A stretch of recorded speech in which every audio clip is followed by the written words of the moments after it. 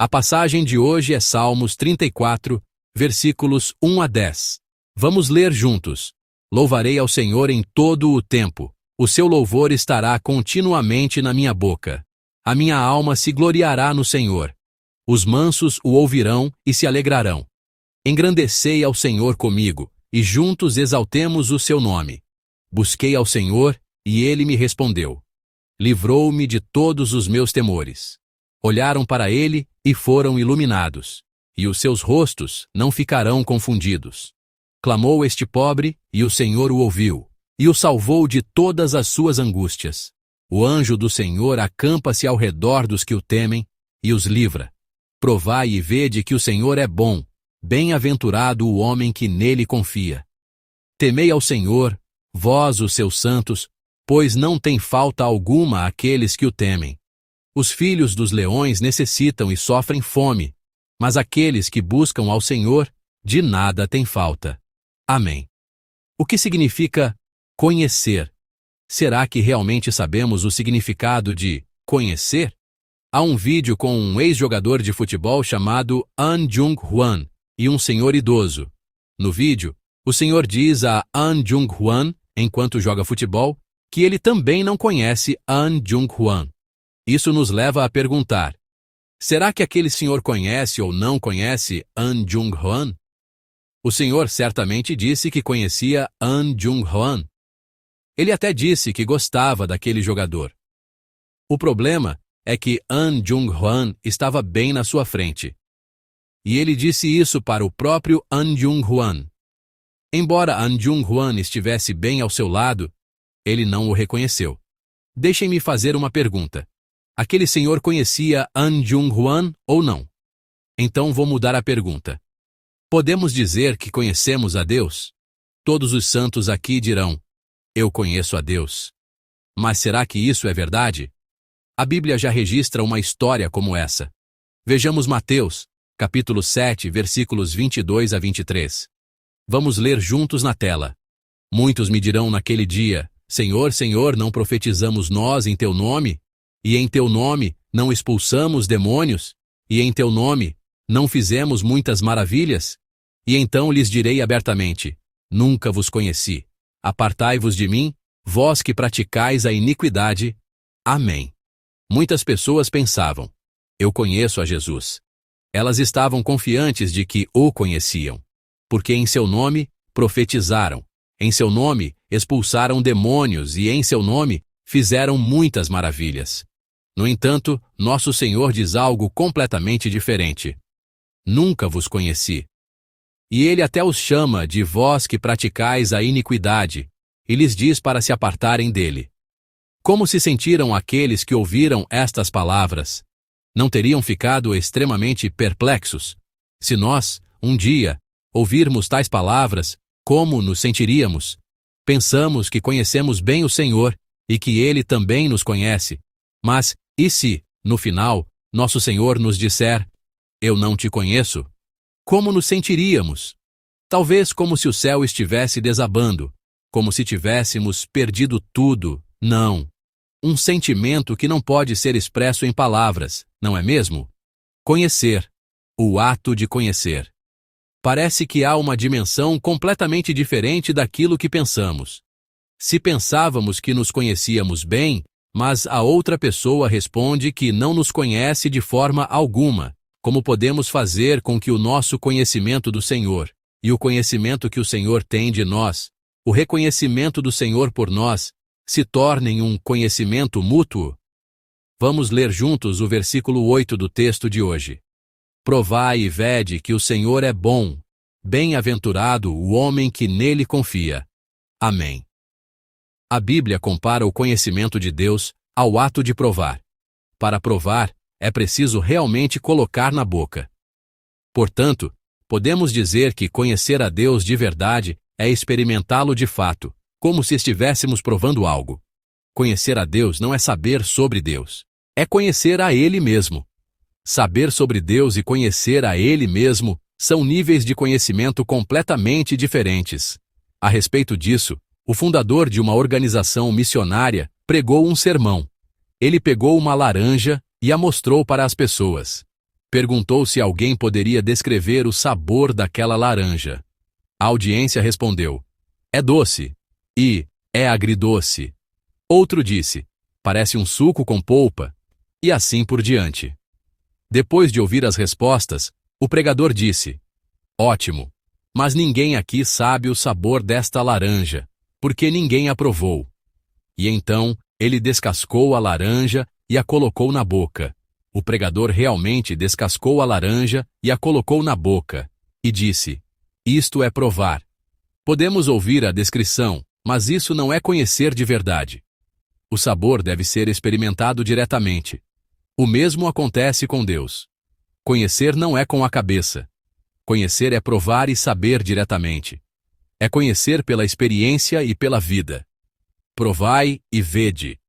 Hoje, o salmista nos ensina que é assim que se conhece a Deus. Então, caros irmãos, o que é especificamente conhecer por provar, conhecer por experiência? Como se conhece? Vamos ler o versículo 8 mais uma vez. Provai e vede que o Senhor é bom. Bem-aventurado o homem que nele confia. Amém. Na segunda parte do versículo 8, o salmista diz: bem-aventurado o homem que nele confia. Para provar a bondade de Deus, ou seja, para conhecer a Deus por experiência real, é preciso refugiar-se em Deus. É preciso viver uma vida de refúgio em Deus. É preciso praticar o ato de se refugiar em Deus. Então, o que é se refugiar em Deus? Para entender o que é se refugiar em Deus, é útil pensar no que seria o oposto. O oposto de se refugiar em Deus é fugir de Deus. Na verdade, essa fuga de Deus tem sido o problema fundamental de toda a humanidade. Pensem nos primeiros seres humanos no Jardim do Éden. Adão e Eva, depois de comerem o fruto proibido, se esconderam para fugir de Deus. A natureza do pecado, sua influência maligna, é essa evasão, essa fuga de Deus que nos faz fugir dele. E o salmista de hoje? O salmo de hoje tem um título. Vamos ler juntos? É o título do salmo de hoje. Salmo de Davi, quando mudou o seu semblante perante Abimeleque, que o expulsou, e ele se foi. Amém. Este incidente provavelmente ocorreu quando Davi fugiu de Saul para Gate, na Filístia. Em 1 Samuel 21, está registrado que Davi fugiu para Aquis, rei de Gate. O texto de hoje o chama de Abimeleque, mas se analisarmos o hebraico literalmente, Abi, meu pai, e Meleque, rei. O nome pode ser interpretado como meu pai é rei. Como seu pai é rei, o filho também, ou seja, eu também sou rei. Portanto, Abimeleque pode ser o nome de uma pessoa específica, mas também pode ser visto como um título geral para um rei, assim como os reis do Egito eram chamados de Faraó. Naquela época, Davi não se refugiou em Deus. Por não se refugiar em Deus, ele fugiu de Deus. Ele evitou a Deus. Tentou se refugiar no rei de Gate. No entanto, entre os servos do rei, alguns reconheceram Davi. Aquele não era um lugar seguro para se refugiar. Percebendo isso, Davi começou a fingir que estava louco. Para sobreviver, ele teve que deixar a saliva escorrer pela barba e arranhar as paredes e as portas. Este deve ter sido o momento mais miserável da vida de Davi. Quando ele não se refugiou em Deus e fugiu de Deus para Gate, em vez da estabilidade que sonhava e planejava, ele passou por essa experiência miserável. Só então, depois de passar por essa experiência miserável, Davi percebeu. Ele percebeu que o rei de Gate não era seu refúgio, que Abimeleque, Aquis, não era seu refúgio. E ele experimentou que somente Deus era o seu refúgio. Só então Davi se refugiou em Deus. E Davi não morreu, nem por Saul, nem por Aquis. Quando ele se refugiou em Deus, Deus o salvou e ele obteve o socorro de Deus. Não se deve fugir de Deus, mas refugiar-se em Deus. Agora, através dessa experiência, Davi está conhecendo a Deus ao prová-lo. Amados irmãos, e quanto a nós? Estamos nos refugiando em Deus? Ou não estamos fugindo de Deus? O que é para nós aquilo que consideramos um refúgio, como o rei Aquis de Gate, para fugir de Deus, para nos escondermos de Deus? Fugindo de Deus, confiando em outras coisas que não são Deus, nunca poderemos obter a estabilidade que desejamos. Pelo contrário, por causa delas, como Davi, somos forçados a ter a experiência mais miserável, uma experiência amarga que não precisaríamos ter. Amados irmãos, refugiemo-nos em Deus. Lá é o lugar mais seguro, e lá podemos provar a bondade de Deus. Que vocês, nossos irmãos, não fujam de Deus, mas se refugiem nele, experimentando a Deus profundamente e aprofundando seu relacionamento com Ele. Abençoo-os em nome do Senhor. No entanto, às vezes, mesmo sabendo que podemos nos refugiar em Deus, não o fazemos. É porque às vezes nos preocupamos. E se Deus não me aceitar quando eu me refugiar nele? Na verdade, isso não é apenas uma preocupação. Dentro da igreja, muitas vezes, sem querer, nos ferimos e, o que é ainda mais indesejado, às vezes passamos pela experiência de esgotamento ao servir na igreja. Muitas vezes, isso também acontece dentro da comunidade. Não é raro ouvir pessoas que decidiram: vou mudar de igreja e apenas frequentar os cultos em silêncio. Mas onde eu ouvi essa história, vou mudar de igreja e apenas frequentar os cultos em silêncio. Eu ouço isso enquanto servimos juntos. Embora tenham decidido não servir, não se voluntariar e apenas frequentar os cultos, na prática isso não funciona bem, porque, de repente, eles se encontram dentro da igreja, observando os vários ministérios, e em algum momento participam, e, sem perceber, se veem servindo e se dedicando com o mesmo fervor de antes. Já nos tornamos seres para quem é difícil ser assim, e ao mesmo tempo, em um canto do coração, surge a preocupação. E se eu me ferir de novo? E se eu me esgotar novamente?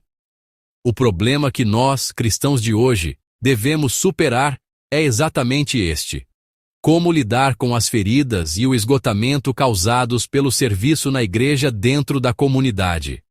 Eu gostaria de aconselhar o seguinte: não é algo que se resolva sendo cuidadoso, não é algo que se resolva tomando precauções. Evitar ou fugir nunca é uma boa alternativa. Em vez disso, é melhor ter a seguinte mentalidade: devo estar preparado para me ferir. Devo estar disposto a me esgotar.